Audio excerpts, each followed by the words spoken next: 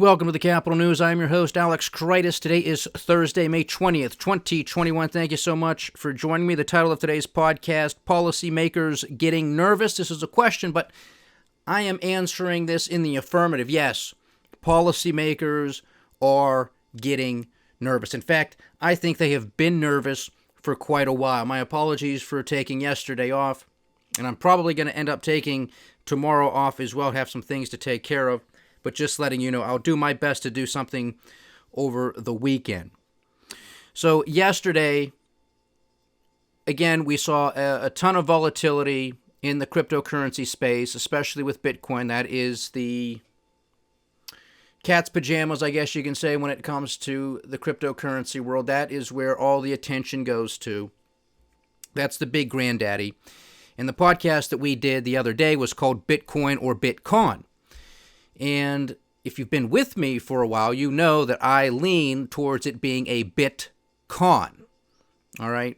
Because when you have a couple of people who can send out a tweet, such as Elon Musk, because that's who it's been. There are some others, but Elon Musk, the CEO of Tesla, gets, a lot of the attention. And I think that's why he does it too. He wants a lot of this attention. But when somebody like that can put out a tweet either supporting Bitcoin or criticizing Bitcoin, and the price moves up or down accordingly, how much validity does this thing have? Can you not see that this is a joke? I mean, don't call it an investment.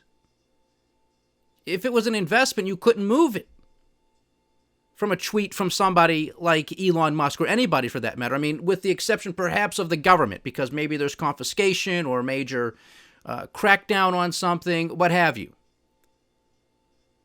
But when a market is that fragile where somebody can come out and simply say this, that, or the other, and the thing just collapses, come on, don't call it a store of value. If you want to say you're speculating, if you want to say you're riding the bubble, if you want to say you want a winning lottery ticket, have at it. I'll at least have some respect for you. Again, a lot of those questions remain unanswered. Who created it? Are you fine if it turns out to be a nation that is hostile to your country? Are you okay with that? If it's some sort of terroristic organization, are you okay with that? That you're supporting this thing? Are you perfectly fine with that? I mean, I don't know what your opinions may or may not be with respect to the environment, but we know what's going on with how much energy consumption is used for the process of Bitcoin, for mining it and using it for transaction purposes. Are you okay with that? I mean, and the list goes down the line. I'm not just picking on Bitcoin or any cryptocurrency. You can pick any asset. You can pick so many other major corporations. I mean, are you okay with that?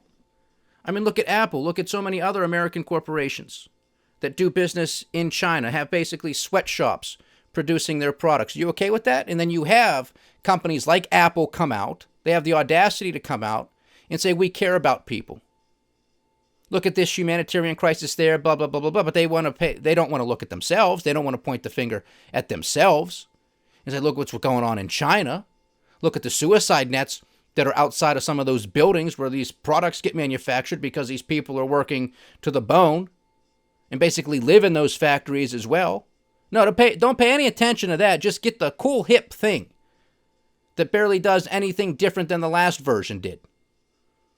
Don't pay any attention to this. This is the world we live in.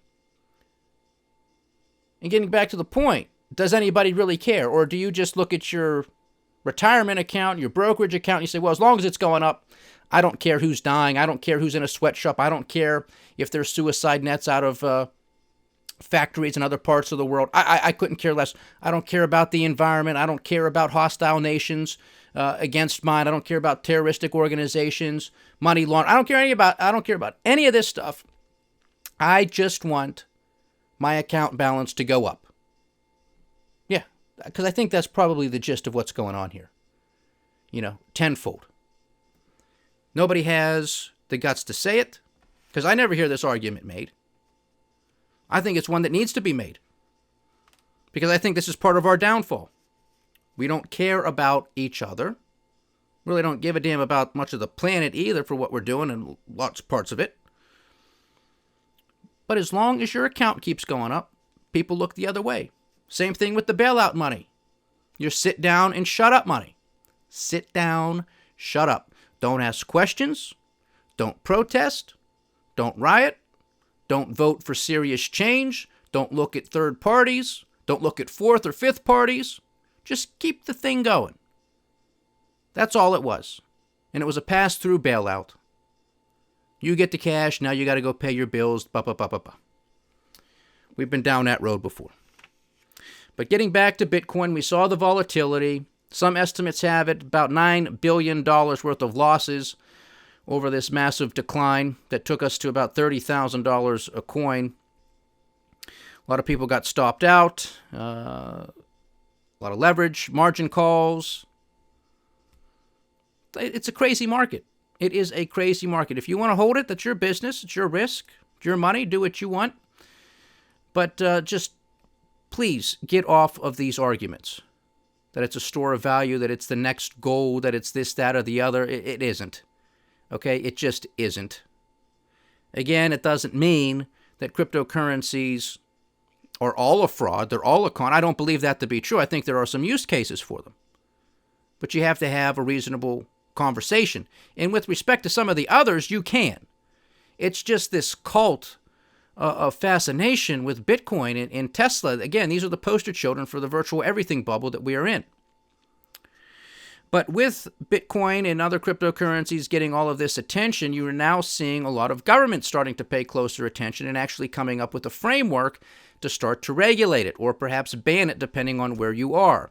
We talked about this the other day as well with the Chinese coming out and a few of their regulatory agencies making statements saying, look, you cannot transact in Bitcoin. There's not going to be any exchanges. Okay, so it took a hit, understandably so. Now, you have the Treasury Department here in the U.S. and you have the Federal Reserve, our central bank, coming out. This has to be a coordinated effort. They talk to each other all the time. Now they're coming out and mentioning that, well, from the Treasury standpoint, they want to put together a task force to go after tax evasion, just in general, but then also go after cryptocurrencies and making sure that those profits or those transactions, they were taxed. Because Janet Yellen and company are looking to bring in another $700 billion to our coffers. Because we need the money, folks, because we're broke as a joke. You understand? And even $700 billion is only going to amount, if they should get it, would only amount to about 10% of the amount of spending that we're doing this year alone. Okay? For reference, for perspective, we bring in about $3.5 trillion in taxation across all forms of taxation. $3.5 trillion. We're spending $7. We're on the precipice here, on the verge of seeing another $4 trillion deficit this year alone. And if the U.S. debt clock is correct at current rates, in 2025 at this time, we'll have a national debt of $50 trillion. Okay, so don't tell me that this is not a first world banana republic. Hell, we're on the road to becoming a third world banana republic if we do not shape up. All right, so just pay attention to that. Policymakers are getting nervous. They want to crack down on Bitcoin. They need more money. Janet Yellen's back out there talking about a global minimum tax because policymakers, politicians are afraid that corporations are going to start looking abroad. Even more so than what they already do. Looking for those advantages. Whether it's wages, whether it's taxes, whether it's the regulatory environment. So many variables can go into it in attracting companies to leave their home country and go elsewhere. All of these countries are afraid of this. One politician, one central banker after the next. Believe me when I tell you. And in the not too distant future, we're probably going to end up seeing capital controls, just flat out capital controls, which is one of the reasons why I think a lot of foreign money, especially out of perhaps Russia and Ukraine and China, most definitely China, is making its way into Australia, New Zealand, parts of Europe, throughout the United States, throughout Canada, and bidding up real estate prices because they're trying to get their money out of their home country. The smart money knows what's going to end up happening. And so if you know what hits the fan, a lot of countries are just going to say, no, you can't send your money elsewhere. It's all staying here. And so this, to me, this global minimum tax, this is them starting to sweat. They're concerned. They know that this is a house of cards built on a foundation of sand. It's not just me that understands this and a handful of other people out there. They just don't want to admit it because they would be at fault. They would be the ones to blame. And there is no accountability, responsibility, or leadership that exists within any of these people. But keep voting for them and expect change. So that's something to pay attention to. We talked about central bank digital coins or currencies that are coming. Depending on the country, it's either in development, it's in a testing phase, some of them are already being launched, so it's coming. Now, this might be part of the changing narrative in the hopes from these central banks that it gives the market hopes that now things are going to be more efficient, more effective, blah, blah, blah, blah, blah. So now our market system can be better improved upon. So it's just going to help assist this recovery, which of course we're not in. But that'll be the ever-changing narrative to keep moving the stick. Always something else to look forward to, right? But now you got Jay Powell, the chair of the Federal Reserve, coming out and saying, well, the Federal Reserve is going to issue a report this summer on cryptocurrencies. So they're going to compete with the already existing private cryptocurrencies. That's what I stated the other day in Bitcoin or Bitcoin. Governments are going to compete with it because, and really, once the government gets involved, there is no competition. It's going to crowd it out because the government will ban it, or they will restrict it, or they will highly regulate it. And if you don't comply, they'll confiscate it, they'll arrest you, they'll fine you, they'll tax you. They can do that stuff.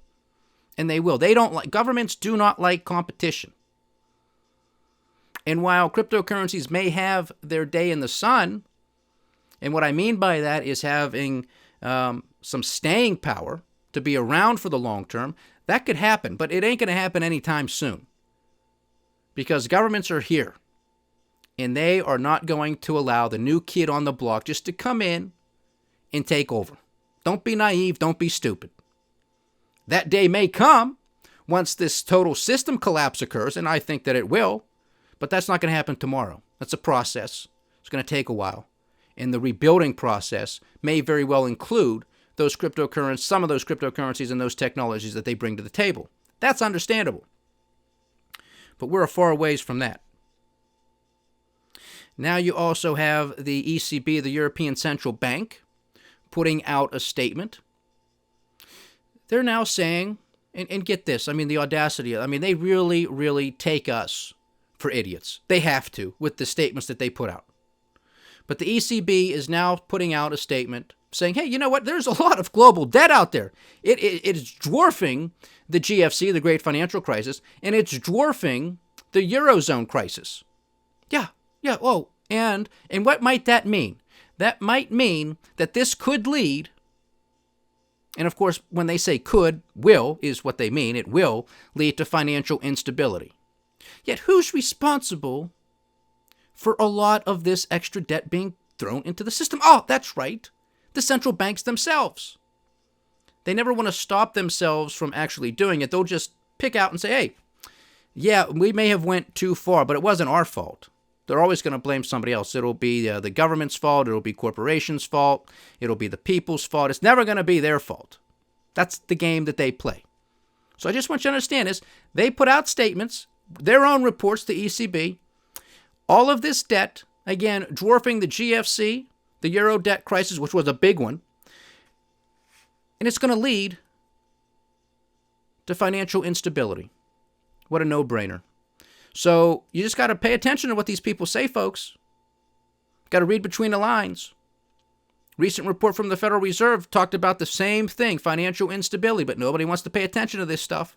They're telling you that financial instability is coming down the pike, something that I've been talking about for the past couple of years, but now they're finally starting to admit it because at least they can then say, hey, we told you. In this one report that nobody reads, it's at least there in writing and it's dated. So it's a little bit of cover your you know what. But of course, it's too little, too late. So just be on the lookout, because these markets are extremely fragile. Again, all you have to do is ask yourself a very basic and simple question. When you observe the balance sheets of one central bank after the next, especially the majors, the Federal Reserve, the ECB, Bank of England, People's Bank of China, Bank of Japan, etc., you look at the massive increase to those figures. And we're going to get to that here momentarily with the Feds. Take it away. If you took all of that funny money away that they just conjured up out of thin air, would equity prices be where they are today? The answer is clearly no. You don't need to be an economist or a mathematician or a financial analyst to figure that one out. Would bond prices be this high? No, probably not. Would real estate prices be this high? No, probably not. Policymakers, central bankers, politicians, all of them, the whole crew, they never want to feel any pain. That's exactly what most people are feeling right now, unfortunately. And a lot of it gets underreported, or it's not even discussed at all. And I'm not just talking about here in the United States. I'm talking globally. With the inflation, the stagflation, the hyperinflation, depending on where you are, the collapse of societies, again, depending where you are. We talk about these things all the time. They don't want to talk about it. Doesn't serve their narrative, doesn't serve their purpose, don't want to have any pain. If prices came down, a lot of people would benefit from that. But not the 1%, not the 10%. And again, I don't want to get into all this class warfare junk. But when you print all this money, it's not because of production. It's not because of organic growth. That I support. That's what we want to see more of. That's a real economy. And those who are contributing to that true organic growth, that needs to be applauded. And those who are partaking in it need to be rewarded. Become a millionaire, become a billionaire. More power to you. Fantastic. Because you are bringing a good or a service to the marketplace that the markets want. And you're doing a great job at it. Good for you. That's what it's about. Printing money is not production. And boy, oh boy, is this going to get extremely expensive. They can't even hide it in the CPI and the PPI numbers that they threw out last week that we went over. It's only going to get worse. This is not transitory. This is structural. We're going to be dealing with these issues for several years, in my opinion. Because we haven't seen, all we've seen is the tip of the iceberg.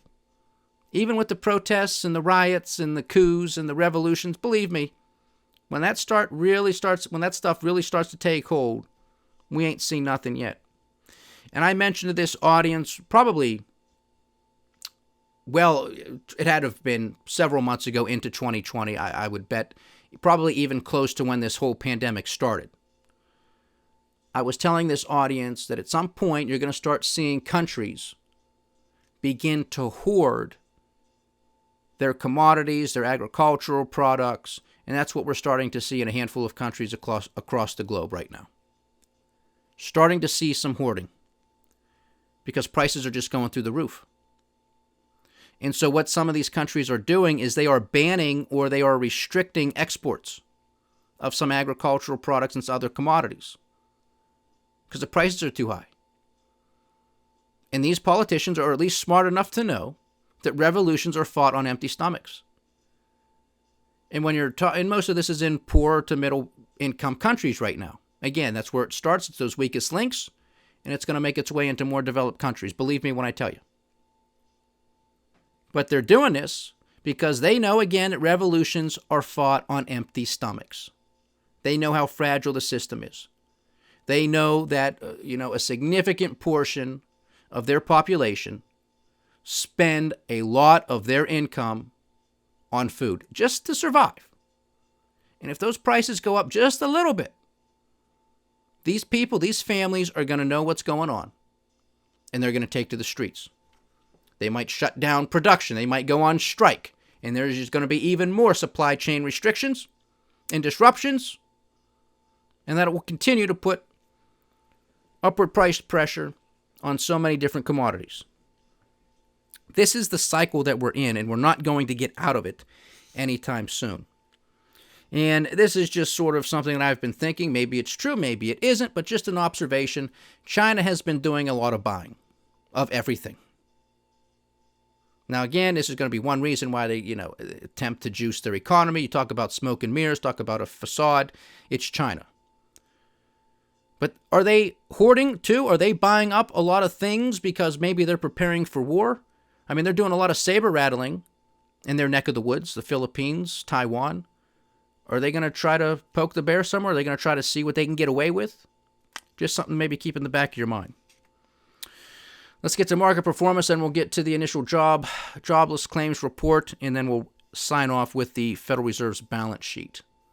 So market performance, we have the dollar index at 89.77, 89.77. Bitcoin has rebounded again with this volatility, just crazy. But Bitcoin is at $40,500 a coin currently. Not too much movement right now in the Forex markets. We have the futures markets for the Dow Jones Industrial Average up about 0.1%, which is the case for the S&P 500 and the NASDAQ 100 as well. Cash trade in Japan is putting on a gain of about 0.75%. A sea of green across the pond today in Europe. German exchange putting on a gain of 1.7%. Solid performance there. We have the cash trade in Australia flat, but slightly in the red. And Chinese stocks are also in the red, down 0.5%. On the commodity front, we have WTI at $62.22 a barrel, Brent $65.25, natural gas $2.95, so still flirting with the 3-handle. Gasoline pulling back a little bit at $2.05. Gold and silver still holding strong. I like their movement, even though there's been a little bit of a sell-off in silver, but nothing major. Again, I like what the precious metals are doing right now. Gold is at $1,875 an ounce. Silver is at $27.73 an ounce. Copper pulling back a little bit at $4.54 a pound. Lumber unchanged. And to round it out, Uncle Sam's 10-year junk note, 1.63%, so little change from the prior day. All right, so there you have that. On to the Department of Labor's initial jobless claims report. So for the week ending May 15th, on a seasonally adjusted basis, the number comes in at 444,000. Okay, so one of the lowest numbers we've seen since the start of the pandemic. Non-seasonally adjusted, the number comes in at 455,000. For the week ending May 8th, continuing claims came in at 3.75 million. Non-seasonally adjusted, continuing claims, 3.68 million. For the Pandemic Unemployment Assistance Program for the week ending May 15th, 95,000. So combined with the PUA and the initial jobless claims, we're still well below the peak that we witnessed during the depths of the great financial crisis. So that's good. And this was the narrative today as to why stocks were in the green today.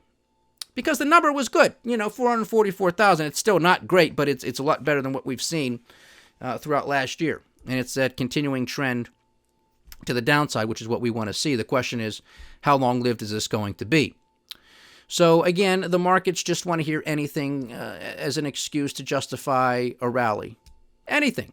And again, the markets, no bad news, no terrible news, not even any good news. It's all fantastic. If this number had been terrible, if it had been another 700,000, markets very well may have rallied again because they would have said, oh, good, because there's some taper talk in the markets. Now, surely that's off the table. That means the Fed's going to keep printing. That means Joe Biden and the Democrats are going to say we got to spend more. And that's all it is, because that's all these markets are, folks. It's a joke. Another thing that keeps pumping these markets higher, or at least attempting to, I know we've been in a recent sell-off here a little bit, but share buybacks? Oh, yeah, share buybacks. It's not about investment. Oh, no. It's not about improving and increasing productivity. No. It's all about financial engineering. It's all about making sure that the C-suite is well compensated so that they can financially engineer, fix their share price, or at least attempt to do so. So share buybacks are on the rise again, and so is M&A activity, mergers and acquisitions. Why? Oh, well, I'll tell you why. Because this whole system is about consolidation, something I've been telling you about for over a year. It's all about squeezing the little guy out of business and consolidating everything else. That's what's going on here.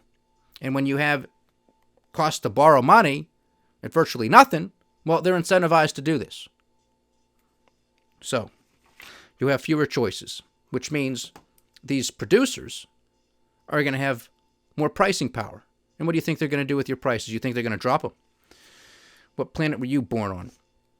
All right. In aggregate, regular state, federal employees, newly discharged vets, pandemic unemployment assistance program, pandemic emergency UC program, extended benefits, state additional benefits, and work share gives us a grand total of 15.9 million, almost 16 million, but 15.9 million Americans still claiming some form of unemployment insurance benefit. This is for the week ending May 1st. The aggregate figure lags by a couple of weeks. This is a week-over-week decrease of some 886,000. The biggest drops were in the PUA program, a week-over-week decrease of 679,000. In the PEUC program, a week-over-week decline of 150,000. Okay, so 15.9 million gives us a de facto unemployment rate of about 11.5%. The official rate is now at 6.1% because of that dismal jobs report that we received at the beginning of the month for the month of April. 66,000 jobs, quote unquote, created in the month of April, when everybody and their mother was basically expecting 1 million. I mean, that was the word on the street. Some people were even claiming that it was going to be higher than that, maybe 1.2 million. 266,000. What baloney? That's all this is, because if it was 1 million or 1.2 million, oh my goodness, you want to talk about policymakers getting nervous. They're already boxed in. That box would have been so small if that jobs number was 1 million, because it completely just blows up in their face. There's a recovery, but wink, wink, nod, nod, not really. And that, we have to have a reason to justify quantitative easing, and we have to have a reason to justify spending hundreds of billions and trillions of dollars that we don't have. Well, 1 million doesn't jive. Doesn't jive with that narrative. But 266,000, oh boy, we got to do more. What a joke. I mean, you can't even make this crap up, but this is what we have to deal with. Speaking of crap that we have to deal with, the Federal Reserve's balance sheet making a new all-time record high, $7.922 trillion. $7.922 trillion, a week-over-week increase of some $90 billion. This is one of the largest week-over-week increases in quite a while, and this is because policymakers are getting nervous. The stock market, as I've stated before, is a national security issue. We are basically at war with China on an economic standpoint, and the stock market is very important, psychologically speaking, as well. This is basically the last leg of the three-legged stool that's still standing, if you will, if that's the analogy you want to use. This thing goes, all bets are off. And it's not just here in the United States. This is global equity markets. This is it. That is a psychological factor. And if that comes down, whether it's a crash, whether it's a little bit here, a little bit there, it's not going to bode too well. Because we are just living on borrowed time. At the end of the day, that's all this is. As I say here all the time, give me a few $1 trillion and I'll show you a good time too. But that's not how it works. You can't just print money and expect miracles to happen, economic recoveries to happen. This is not an economic recovery. This is a joke. And all you have to do, as I stated previously, is ask yourself that question. If we took out all of this funny money, where would these markets be? They wouldn't even be close to where they are today. And we still have people on all of these financial media stations saying, oh yeah, this is an oversold condition in the markets, even though they're only a few percentage points away from all-time highs. And on valuation metric after valuation metric, they're all at all-time highs or near all-time highs. And the only other reference points that you have are 1929, before the Great Depression. The Nifty 50s, which was in the 70s, that's just what they called the market then. A handful of stocks. The dot-com boom and bust. And the Great Financial Crisis. All of those ended terribly. Yet these people want to come on and say that the market's oversold, we're going to rally, this is going to keep going. And we very well may, because one central bank after the next keeps juicing it. But this is something to pay attention to. Because if the Fed should want to say, oh, we're going to start tapering, we're going to start looking, maybe there is some truth in tapering. Maybe we should do it because, after all, real estate prices are at all-time highs. Why do we continue to buy $40 billion a month of mortgage-backed securities? Right? I mean, that was a common sense question, something we've been asking here for months. Finally, the question gets posed to Jay Powell. Couldn't answer it, but maybe it actually got them thinking. And so you're starting to hear some rumors here and there that maybe if they actually do start to taper, that's where it will be. They'll cut back on those mortgage-backed securities. But they'll still continue buying Uncle Sam's debt because nobody else wants it because it's junk. Gee, I wonder why. You see how all this stuff is connected? But nobody wants to piece it together. Nobody wants to tell the real story of what's going on. And when markets have their day with all of this, it's going to be too late for the vast majority of people. They're just not going to see it coming because they think stocks only go up. They don't know what a bear market is. They think Elon Musk and a handful of other frat boys on social media just have the answers to all the questions, and they don't. They're very much a part of the problem as well. So this continues. Something to pay attention to. This was a big week-over-week increase at a time when markets have been selling off. So if this isn't another piece of evidence that tells you who the Federal Reserve is actually working for and what's going on here, I don't know what else will. But then lastly, because we've been talking about it over the past couple of weeks, and I'll let you go, celebrations in Gaza as ceasefire takes hold. Israeli Security Cabinet and Hamas agreed to Egyptian-brokered ceasefire to halt 11 days of fighting. A ceasefire came into force in the Gaza Strip in the early hours of Friday morning, after Egypt brokered an agreement between Israel and Hamas to halt 11 days of conflict. A statement from Israeli Prime Minister Benjamin Netanyahu's office said the Security Cabinet had unanimously accepted the recommendation to accept an Egyptian initiative for an unconditional ceasefire. Palestinian groups Hamas and Islamic Jihad then confirmed the ceasefire in a statement, saying it would come into force at 2 a.m. on Friday. Thousands of people in Gaza and the Palestinian territories poured onto the streets to celebrate the ceasefire, waving flags and flashing V signs for victory. At least 232 Palestinians, including 65 children, have been killed in the Israeli bombardment. On the Israeli side, 12 people, including 2 children, have been killed. have been killed. So thank God there is a ceasefire for the time being. Hopefully it holds for a very long time. Again, folks, so much dry kindling all over the place, the smallest of sparks can ignite anything. And we witnessed what was taking place over the past couple of weeks between the Israelis and the Palestinians, and a lot of people injured, a lot of people killed, because and this started because the Palestinians were throwing rocks a couple of weeks ago. Okay, you throw rocks, and this is what happens. What a crazy world. But policymakers are getting nervous. Make no mistake about it. And when they get nervous, they're going to make mistakes. And when they make mistakes, it's the people that pay the price. Stay diversified, stay vigilant, and stay with the Capital News. I'm Alex Kreitis. Godspeed.